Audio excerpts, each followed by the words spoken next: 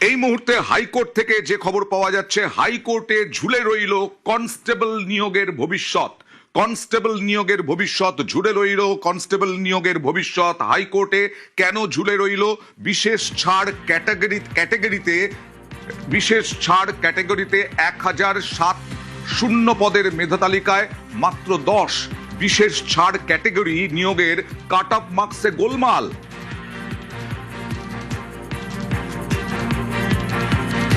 রাজ্যের অবস্থান জানতে চান বিচারপতি অমৃতা সিনহা।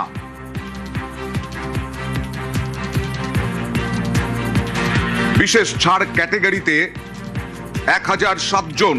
সরাসরি চলে যাব প্রতিনিধি অর্ণবের কাছে। অর্ণব, কি সমস্যা হলো? কেন ভবিষ্যৎ ঝুলে রইল?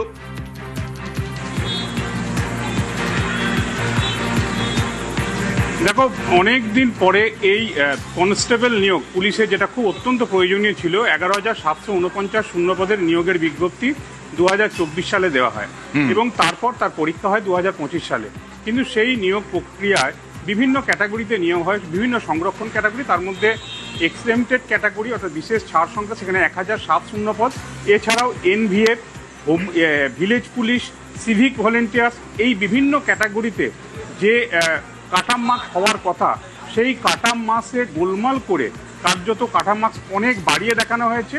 আদতে এই এক্সেমটেড ক্যাটাগরি কেউ যাতে সুযোগ সেখানে না পায় এবং সেটাকে জেনারেলে কনভার্ট করা হয়েছে, অর্থাৎ আনরিজার্ভ ক্যাটাগরি। কলকাতা হাইকোর্টের বিচারপতি অমৃতা সিনহা বেঞ্চে, এবং সেই মামলায় তারা বলেন যেভাবে কাটাম মার্কস নির্ধারিত করা হয়েছে exempted category, NVF category, village police, meritorious sportsman category, এই ক্যাটাগরিগুলিতে তাদের পরিষ্কারভাবে দেখা যাচ্ছে যে সংরক্ষণের যে নীতি সেটাই এক্ষেত্রে লঙ্ঘন করা হয়েছে এবং সেই সংরক্ষণ নীতি লঙ্ঘন করার জন্যই এই আদালতে হস্তক্ষেপের প্রার্থনা করেছিল।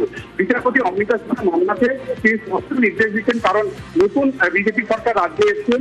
তৃণমূল জামানায় এই নিয়োগ প্রক্রিয়া শুরু হয়েছিল, শুধু তাই নয়, সেখানে পরীক্ষা নিয়েও কিন্তু একাধিক অভিযোগ ছিল।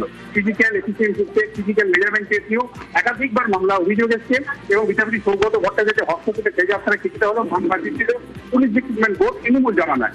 নতুন সরকার আসার পর যেহেতু সরকারি আইনজীবীদের প্যানেল এখন সুনির্দিষ্ট হয়নি, তাই নির্দিষ্ট সরকারি আইনজীবী না থাকার কারণে মামলাটি পুরোপুরি শুনানি করা সম্ভব হয়নি। কিন্তু রাজ্যের অবস্থানটা জানতে চান বিচারপতি অমৃতা সিনহা এবং মামলাটি 28 দিন নির্দিষ্ট করা হয়েছে।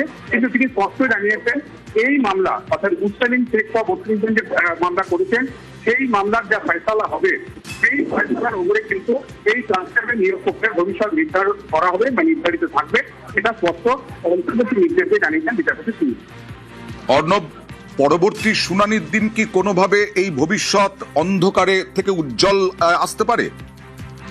একেবারে আসতে পারে, কারণ নতুন বিজেপি সরকার তাদের যে ভিউ, তাদের যে দৃষ্টিভঙ্গি, সেটা সুপ্রিম কোর্ট হতে পারে, কলকাতা হাইকোর্ট হতে পারে, বিভিন্ন নিয়োগ প্রক্রিয়াগুলিতে, তা কিন্তু আগের সরকারের যে স্ট্যান্ড সেখান থেকে একেবারে নতুন, অর্থাৎ চাকরি দেওয়া, জটিলতায় আটকে না রাখা, এইরকম একাধিক স্ট্যান্ড তাদের রয়েছে।